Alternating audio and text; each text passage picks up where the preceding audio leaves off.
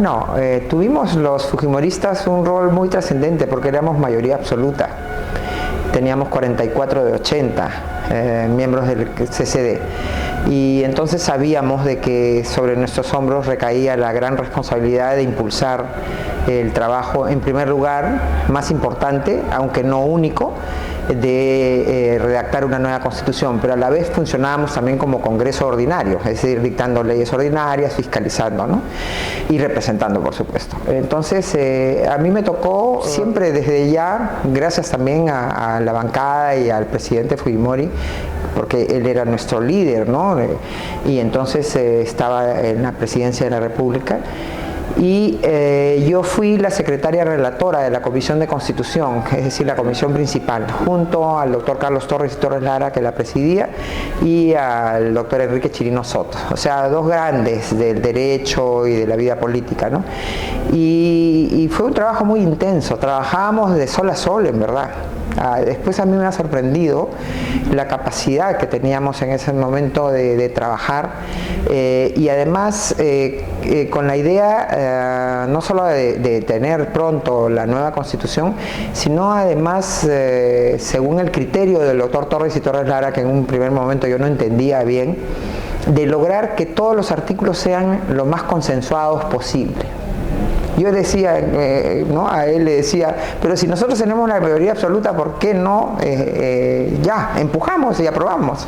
Pero no, él siempre calculaba y se daba el trabajo de hablar. Cierto que debatíamos bastante, se ha debatido con todos los grupos que estaban presentes en el Congreso, pero en el momento pues ya de tomar las decisiones así finales, decíamos, el doctor Torres y Torres Lara decía, hay que tratar el mayor consenso posible. Y eso creo que es lo que explica por qué es la tercera constitución ya más duradera de toda la historia constitucional. Solamente le ganan la constitución de 1860 y la de 1933. Es la única constitución de todas las 12 que hemos tenido en los 2 siglos de república que ha sido sometida a referéndum, que se ganó por poco, porque en realidad debatir temas sustanciosos como son los que tienen que haber en una constitución, porque en una constitución no está todo el derecho, pero está el marco principal, están los fundamentos principales. Primero, de los derechos de la persona. Segundo, de la organización del Estado. Y tercero, de las garantías constitucionales para hacer efectivos esos derechos que se han previsto, ¿no? Entonces, la Constitución de 1979 fue una constitución especial. ¿Por qué? Porque la anterior era la de 33 y en medio, entre el 33 y el 79, se habían producido 2 instrumentos internacionales muy importantes: la Declaración Universal de Derechos Humanos del año 48 y la Convención Americana de Derechos Humanos del año 68. Entonces, la Constitución de 1993 tuvo que recoger todos esos derechos fundamentales que se habían previsto en esos grandes tratados internacionales. Por eso la Constitución del 93 toma mucho en la parte de derechos fundamentales, porque no es porque sea creación heroica de la Constitución del 79, sino de los instrumentos internacionales que le he mencionado, ¿no?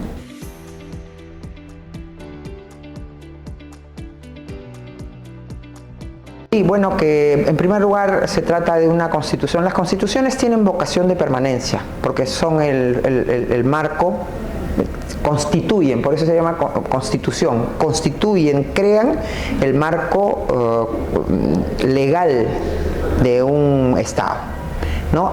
Contiene lo más importante del derecho de un país.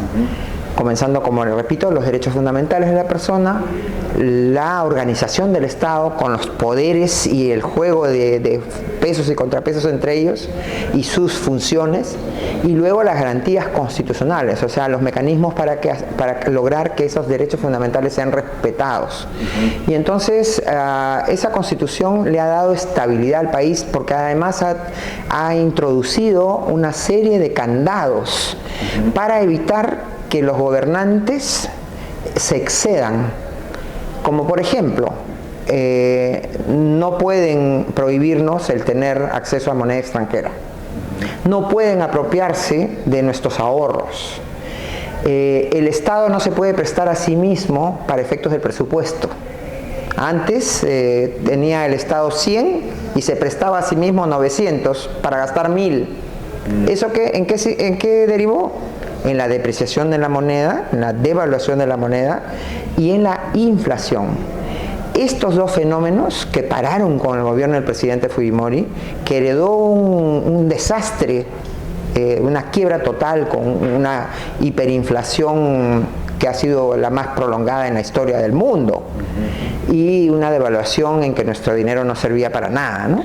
Y entonces estos dos fenómenos a quienes más afectan son a los más pobres, porque las personas que tienen más recursos tienen también más posibilidades de protegerse, o por último hasta incluso se van del país, ¿no? Entonces el valor de la Constitución de 1993 es que ayudó a las reformas estructurales que se hicieron en los 90, y ya pasados 23 años de que no hay gobierno fujimorista, que han pasado más de 5 gobiernos, incluso de oposición al fujimorismo y hasta algunos de persecución al fujimorismo, se han mantenido las bases del crecimiento, no solamente económico, sino además de la superación de la pobreza.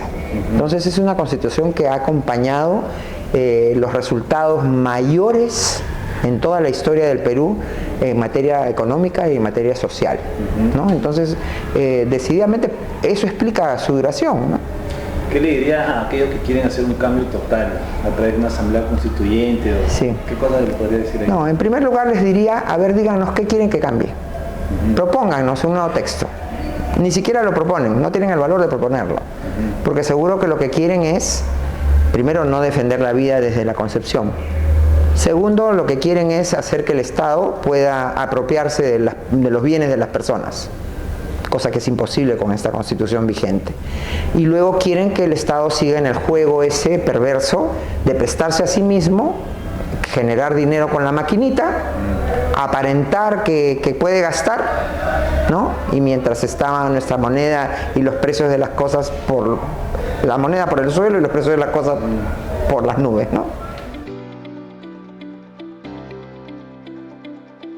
Siempre les digo a los jóvenes y a las personas con las que debato que Fuerza Popular es un partido verdadero. En primer lugar, lo preside quien lo ha fundado, que es la señora Keiko Fujimori. Ella no ha venido pues así como sucede con algunos otros supuestos líderes, ¿no?, que van aterrizando. Fuerza Popular además representa a un movimiento político, el fujimorismo, que ha tenido un gobierno exitoso. Creo que no hay otros gobiernos, otros partidos cuyos gobiernos hayan sido exitosos, ¿no? Y además tenemos un marco jurídico que recoge lo que es la ideología del fujimorismo, que es la Constitución de 1993. Porque cuando alguien me pregunta cuál es la ideología de Fuerza Popular, busquen ahí. Primero defendemos la vida, defendemos la libertad de conciencia, defendemos el derecho de los padres a educar a sus hijos, defendemos la libre iniciativa privada, defendemos la propiedad privada y defendemos un Estado eficiente que no invada y no neutralice o niegue la iniciativa privada. Entonces, Fuerza Popular representa eso, y tendré que decir además de que su visión de país es una visión que está expresada, perfectamente conocida, ¿no? En su plan de trabajo, en los planes de gobierno que ha presentado en cada oportunidad, y tenemos pues que Keiko Fujimori, nuestra presidenta, ha sido la candidata con mayor capacidad y preparación de los últimos procesos electorales. Eso, si lo vemos desde el punto de vista del progreso y la participación política de la mujer, es algo extraordinario.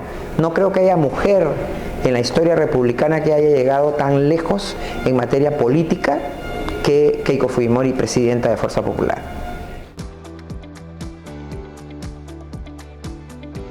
Bueno, que es necesario que los jóvenes se involucren en la política. Y es más, yo les diría, como les digo a mis alumnos, ya están involucrados, porque cuando votan tienen una gran participación en las decisiones políticas. Hacer política no es solamente participar como candidato en un cargo público de elección. Hacer política es también generar ciudadanía, generar corrientes de entendimiento conocimiento, primero de la Constitución, conocimiento de lo que significa actuar en política y decidir en el momento del voto las mejores opciones para el país y con responsabilidad. Entonces, pero si a eso se agrega participar ya activamente en la vida partidaria, cualquiera que ellos escojan, ¿no?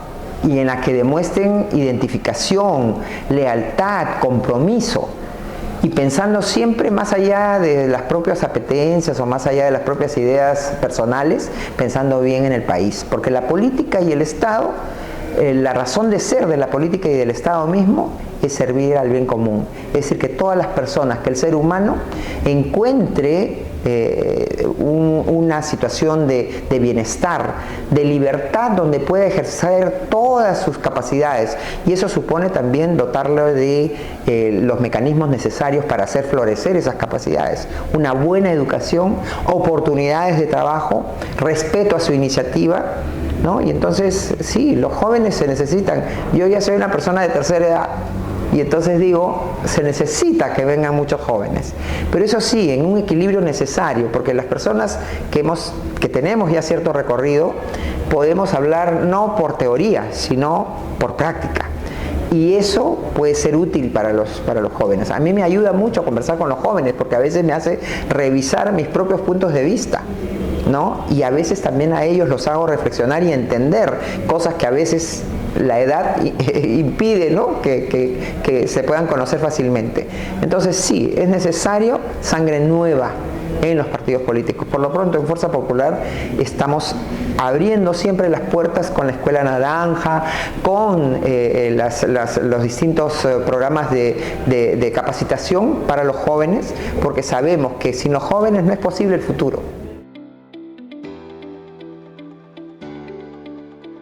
Bueno, quiero terminar agradeciendo a Voces Naranjas por esta oportunidad de poderme comunicar, conectar y expresar mis puntos de vista con muchas personas que yo estoy segura que tienen la inquietud y se acercan a Fuerza Popular para aprender, y también para poder responder preguntas que quizás a veces se han distorsionado las cosas, ¿no? Por intereses, y yo sé de que hay muchas personas que tienen preguntas que realizar.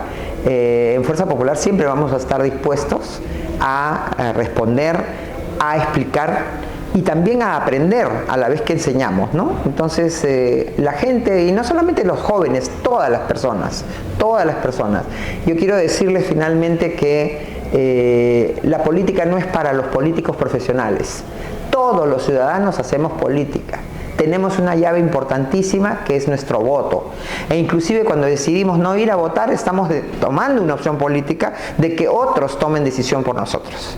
Entonces, si ya sabemos que es ineludible hacer política, que todas las personas hacemos política con P mayúscula, con valores, ¿no? Entonces mejor es que participemos directamente, que nos involucremos, que nos interesemos y sobre todo podamos escoger lo que es mejor para nuestro queridísimo Perú. Yo pienso que el Perú se merece todo esfuerzo que hagamos por hacer que las cosas sean mejores y para que cada peruano que nace quiera seguir viviendo aquí en esta hermosa tierra que tenemos.